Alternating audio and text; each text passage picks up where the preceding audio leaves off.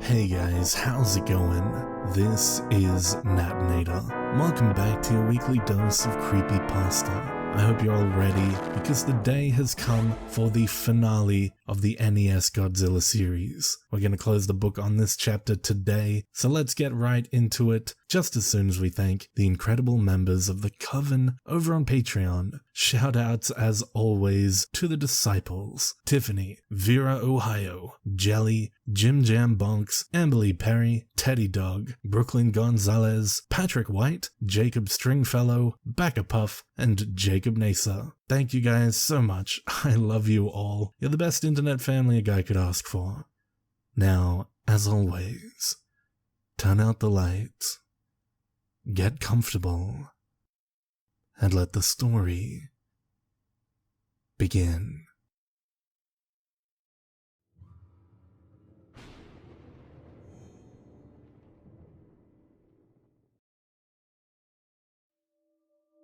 Oh dear God. That was my first thought on realizing I'd have to fight Red, the creature that tormented me through nearly the whole game.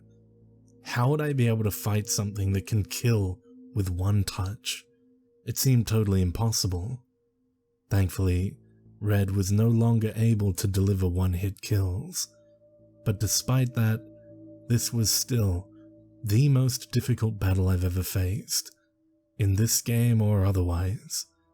If I had any real comprehension of what I was getting into before I started the fight, I would never have done it. I very soon learned what a horrible mistake I'd made. Red reached out and clawed at Godzilla, and when those claws cut through him, I felt it.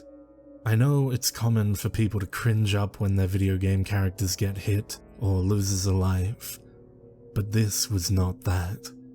This was genuine physical pain. When the pain struck me, I paused the game. I hadn't suffered any actual injuries, but it felt just like my shoulder had been clawed through.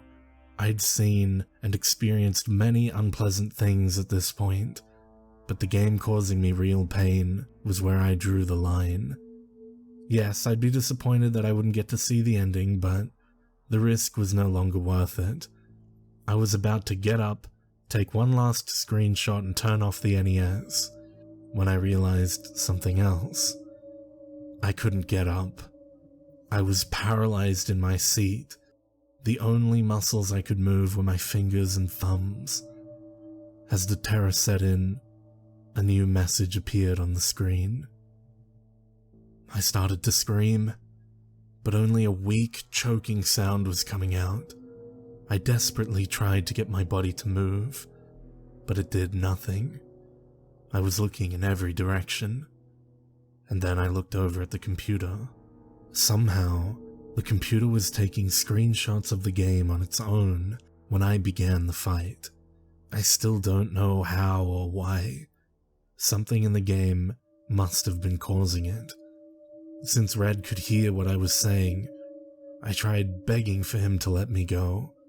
From here, things start to get hazy, as I was under extreme stress at the time, but from what I can remember, I said, I'm sorry I insulted you. I didn't mean it. I didn't know things would get this serious. Please, just let me go. If you let me go, I promise I'll never tell anyone or turn the game on ever again. Please.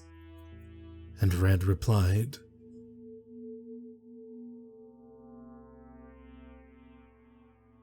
only one will survive. The statement could not be any more clear. If I couldn't kill Red, then he would kill me. Like an idiot, I'd played around with something I didn't understand, and now it might cost me my life.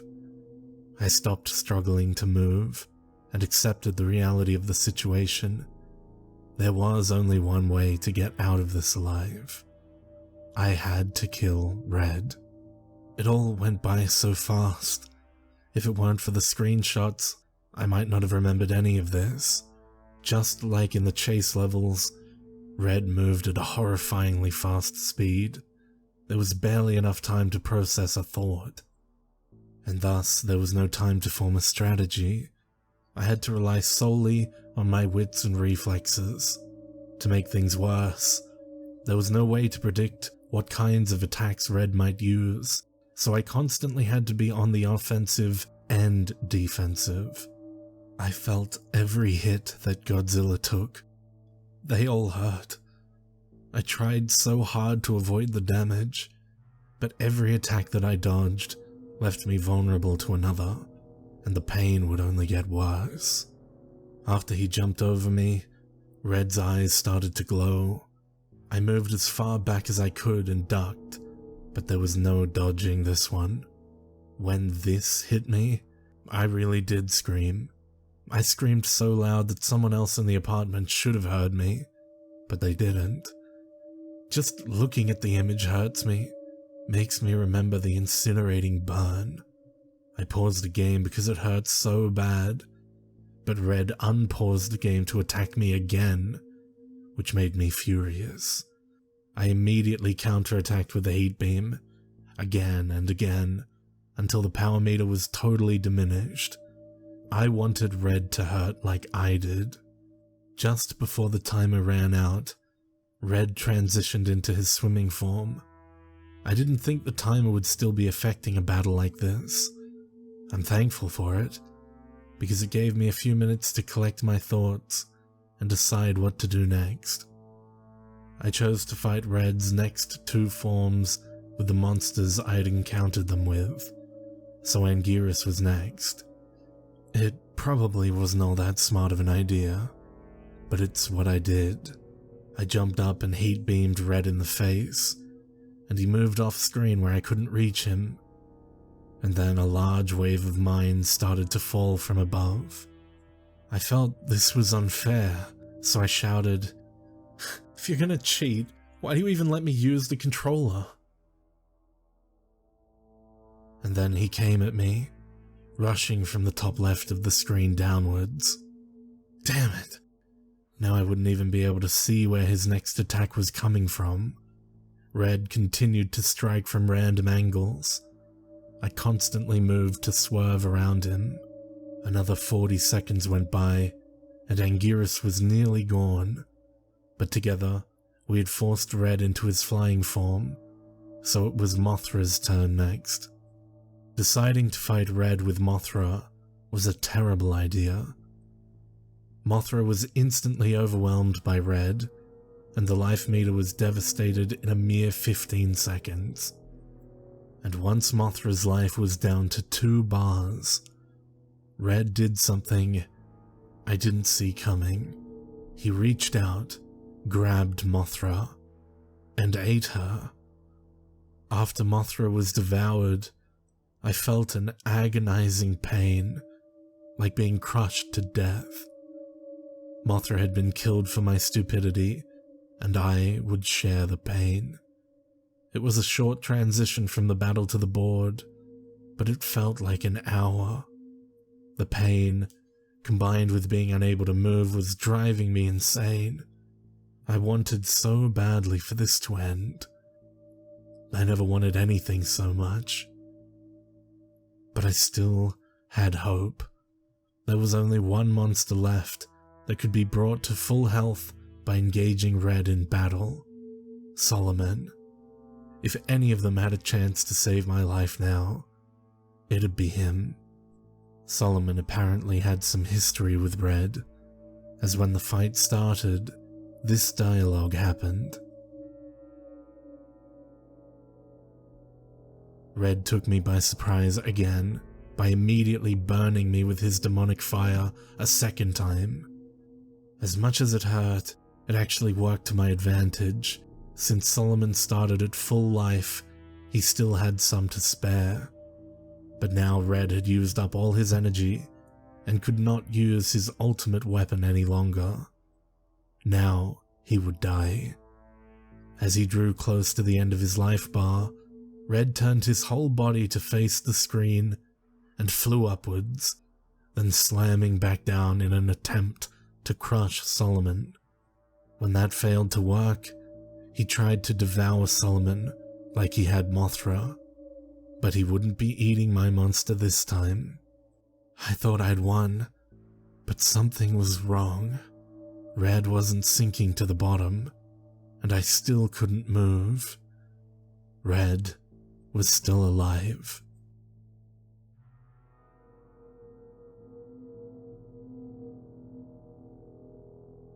After his seeming defeat by Solomon, Red had reconstructed his body into his gigantic final form, transporting us to a blazing inferno in the process.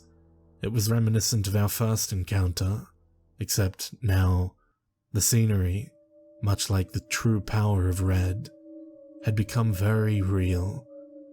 The music had erupted into a loud blaring sound, a furious drum of death. Faced against Red's insane amount of health, my own demise was imminent. Solomon was my strongest monster, but not even he stood a chance. It was like trying to fight a mountain. Within seconds, Solomon was overpowered and dropped to the floor.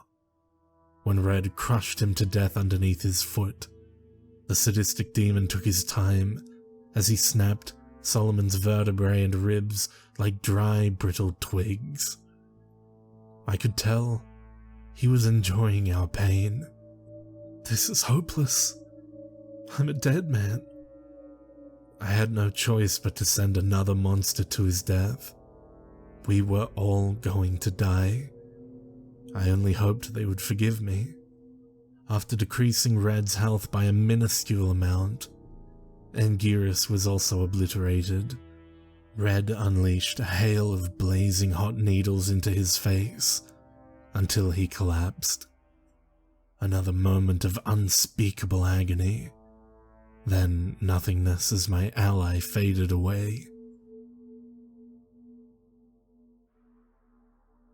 I asked Red how he knew my name, and then he said it. For years, she was being tortured by something nobody understood, and now I knew what it was. Now I understood why I was mocked about Melissa's death, and how the game knew about it. Because he knew about it. Because he was the one responsible, and this time, he was going to kill me. I was taken back to the board to send Godzilla to his final stand. Barely anything was left of the board. Just Godzilla and Red's icons and the fifth monster. In the midst of everything that was happening, I'd completely forgotten about it. I tried yet again to select it. I cursed, I begged, I screamed at it to do something, anything, to help me. To no avail. There was only one thing to do.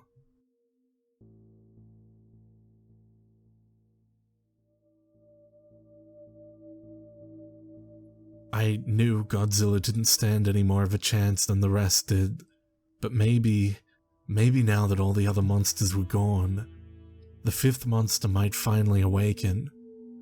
I managed to get the creature's icon selected, and I pressed the A button as fast as I could. The icon started to shake, as if it were trying desperately to move. It was then that Red decided he was done playing fair, and before I could activate the monster, he went for the killing blow, paralyzing my heart. My hands started to become numb and unfeeling, but even as my vision was fading away, I still tried to press the A button. Red surely was breaking one of his rules, but he must have thought that if he could kill me quickly, then it would be too late for any consequences to matter. He would have won, and he was wrong. Red's power was being challenged by another force. It prevented him from killing me, and when I regained my vision, I saw a familiar sight. Who are you? What? How is that possible? Red told me that he killed you.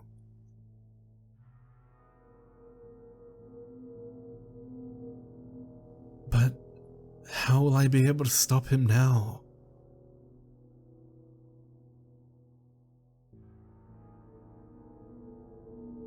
Her words stirred something inside of me.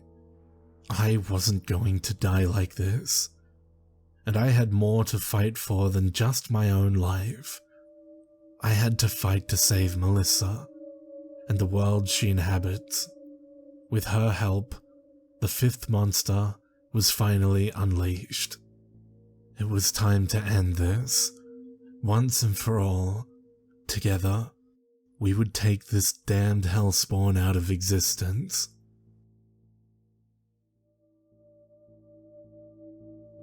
Acacius was by far the strongest playable monster in the game. Well, he had to be, if we were to have any chance of surviving. His punch involved turning his hands into blades, which caused tremendous damage, but Red had more than enough life to spare. In the end, this would come down to pure skill.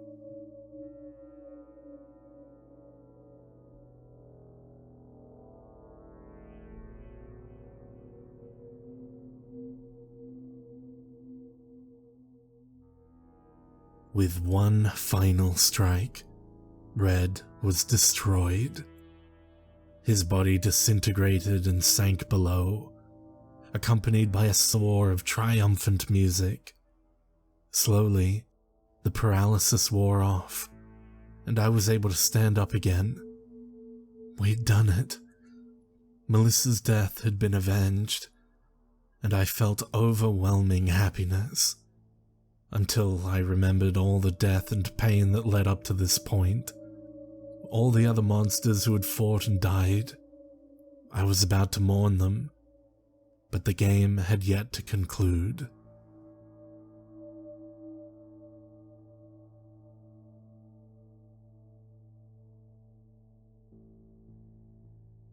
Tears of joy streamed down my face, and I broke out crying. I cried harder than I have in several years, maybe in my whole life. All I had been through, all I had discovered, and now the game was coming to an end. But before she and the others left, Melissa had something to tell me.